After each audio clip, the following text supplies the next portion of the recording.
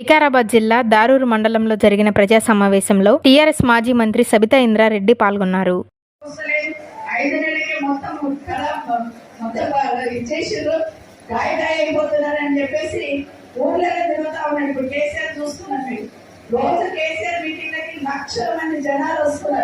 అది కూడా ఓర్వలేక బీజేపీ కాంగ్రెస్ ఒకటైపోయి 2 రోజులు కేసీఆర్ ఎవరితో మాట్లాడుతూ దొంగల కూసోవాలి, మైకులు బందేయాలి, కూసోవాలి అని కేసు పెట్టి 2 రోజులు నిన్న ఈ రోజు రేపటి వరకు 48 గంటలు కేసీఆర్ ఎవరితో మాట్లాడద్దు, మైక్ పట్టుకోవద్దు, మీటింగ్ పెట్టొద్దని ఒక ఆర్డర్ తెప్పించింది.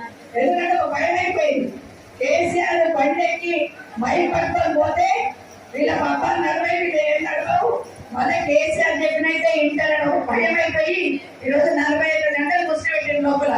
నేను అంటున్నాను 45 గంటలు కేసీఆర్ ఇంట్లో కూర్చోమని ఉంటారు కానీ ఒక్కొక్క కుట్రలు, ఒక్కొక్క నాయకుడు, ఒక్కొక్క కార్యకర్త, ఒక్కొక్క కేసీఆర్ లాగా తిరుగుతాడు మాత్రం మరొకసారి మనం చేస్తున్నాం. ఎందుకంటే ఈరోజు తెలంగాణ రాష్ట్రంలో ప్రజలకు అర్థమైపోయింది ఎవరు మన కోసం పనిచేస్తారు, ఎవరు వాళ్ళ కోసం పనిచేసుకుంటారు. 5 నెలల నుండి చూస్తున్నారు మన ముఖ్యమంత్రి రేవంత్ రెడ్డి ఏం మాట్లాడుతున్నాడు. నోరు ఇప్పుడే కేసీఆర్ తిప్పడే, నువ్వే పని చేస్తావని చెప్పాయంటే మాట్లాడాడు. ఇప్పుడే నోరు ఇప్పుడే తిప్పుడు ఒకటే మొదలు పెట్టిండు. తిడితే కేసీఆర్ తింటారే, లేకపోతే దేవుళ్ళ మీద ఒకటి పెట్టాలి. మనం ఏమన్నా మన వికారాబాద్కి వచ్చింది ఎలక్షన్ కన్నా ముందు వచ్చి ఏం చెప్పిపోయాడు, వికారాబాద్ చౌరస్తా నిలబడి నేను ముఖ్యమంత్రి అయితే డిసెంబర్ 9వ తారీఖు నాడు 2 లక్షల రుణమాఫీ అప్పు మాఫీ చేస్తా అని చెప్పి చేసిందా? 2 లక్షలు చేసినావా? మాట కేసీఆర్ అడిగితే కేసీఆర్ తింటున్నాడు. మేమేమంటున్నాం, 2 లక్షలు మాఫీ చేయకూడదు, డిసెంబర్ 9వ తారీఖు చేస్తున్నావు కదా చెయ్యి. మా రైతులు ఎదురు చూస్తున్నారు, మరి ఎలక్షన్ కన్నా ముందేమో పోయి అప్పు తెచ్చుకున్నారు, మరి చెయ్యమని అడుగుతున్నాం.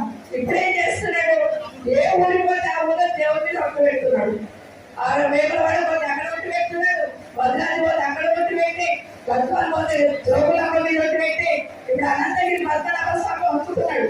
ఇక్కడ ఎక్కడ వస్తాడో నా మీద ఒకటే ఒట్టేస్తాడని ఈయన వంపుతున్నాడు. ఇప్పుడు ఎందుకంటే మన దగ్గర పోతే ఆయన మీద ఒట్టు పెట్టాడు, ఇంకెవరి మీద పెట్టాడు.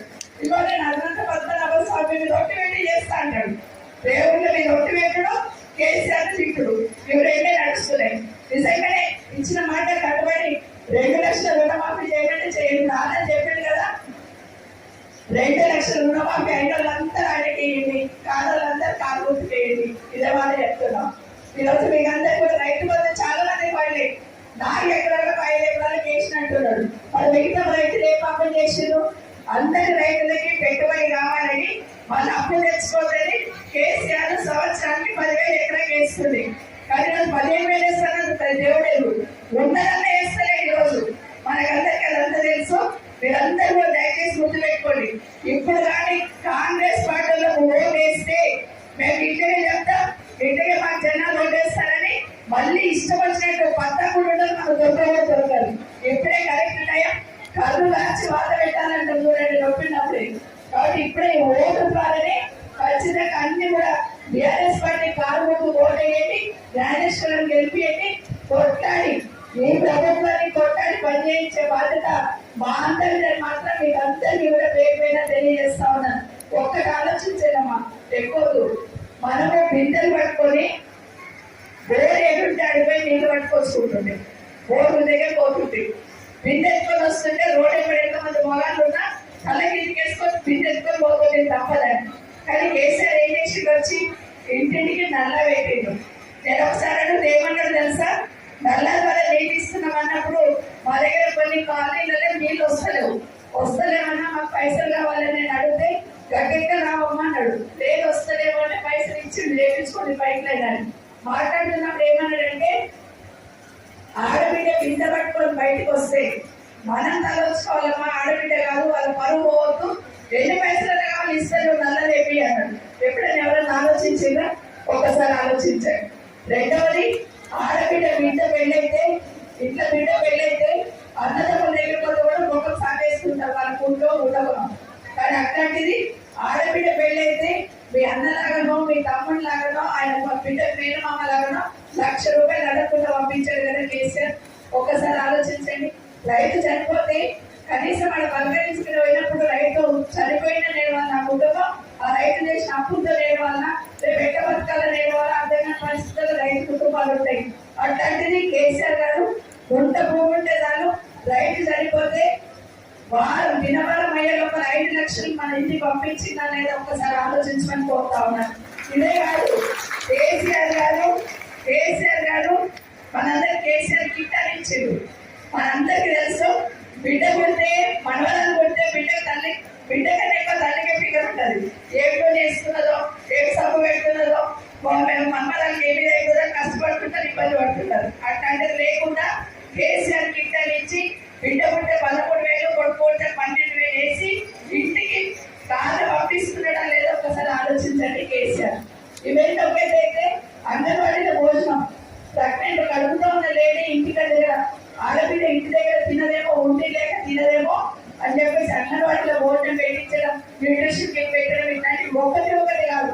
ఒక్కొక్కటి తీసుకుంటే చెరువు ఉంటే చెరువు బాగా చేసిండు, ఆ చెరువులో చేప పిల్లలు వేసిండు, చెట్లు ఊరంతా కూడా నీట్ గా పెట్టిన గతంలో ఊర్లు ఎట్లున్నాయి ఒకసారి ఆలోచించండి. ఇంతకుముందు వేణుగోపాల్ ఎవరు చెప్తున్నారు ఉద్యోగాల గురించి. అమ్మ నేను ఒకటి అడుగుతాను, గవర్నమెంట్ ఉద్యోగాలకు సంబంధించి వచ్చిన నెల రోజులనే 30,000 ఉద్యోగాలు ఇచ్చినామని దుక్కుతున్నారు. మరి నెల రోజుల్లో 30,000 ఉద్యోగాలు ఇస్తే అయితే లేకపోయినా మనకు ఒకటి కూడా ఇస్తలేదు కదా. అంటే కేసీఆర్ ఇచ్చిన ఉద్యోగాలే కాగితాలు వాళ్ళకి ఇచ్చి మేము ఇచ్చామని చెప్పుకునే ప్రయత్నం చేస్తున్నారు. మరొకసారి మోసపోకుండా మీరంతా కూడా కారు ముందు ఓటేసి వేపించి గెలిపియండి. మా బాబు మాట్లాడుతున్నా చెప్పినారు కదా, మీరు సర్పంచ్లు కానీ మీరు ఎంపీటీసీలు కానీ మీరు మున్సిపల్ కార్పొరేషన్లలో మీరు కౌన్సిలర్లు కానీ వార్డు మెంబర్లు కానీ ఈ ఎన్నికలు నాటి వస్తే వాటి గట్టిగా పనిచేసి మీరందరూ కూడా కారు ఓటేసి వేపించి గెలిపించండి. కాసారి జ్ఞానేశ్వర్ గారు గతంలో కన్నా ఎక్కువగా ఇంకా గట్టిగా. ఇంకొకటి ఏమైపోయిందంటే రాష్ట్రం అంతా కూడా సర్వే చేస్తే కేసీఆర్ గెలుస్తున్నాడని వస్తుందట. కేసీఆర్ గెలుస్తున్నాడు ఇంకా 4 రోజులు వెళ్తే మొత్తం అన్న ఆయన గెలుస్తాడేమో. ఇప్పటికీ